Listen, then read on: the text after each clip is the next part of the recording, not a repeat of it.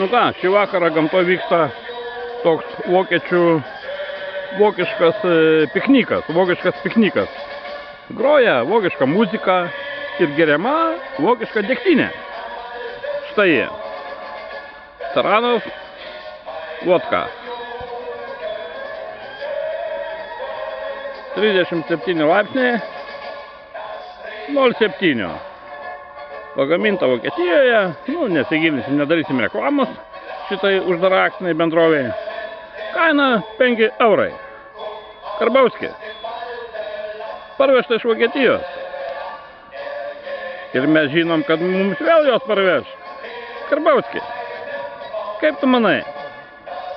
Ar aš pirksiu?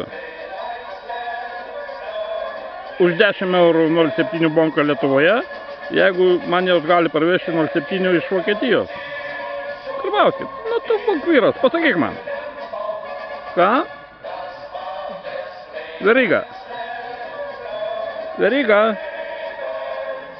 Mūsų parduotuvė yra pasirinkimas ir bananų ir viską, bet nieko nebus. Reikia pirkti degtinę. Tai va, valstiečiai, vyriausybė, Seimas, mokesčių inspekcija. Kaip jums šis variantas? Ir mes, manau, tuos vokiškus piknikus darysim dažniau. Kadangi dabar čia yra parvežta dėžė degtienės, 6 bonkos po 5 eurus 30 eurų. O kas būtų lietuviškai parduotuvėje? 3 bonkos.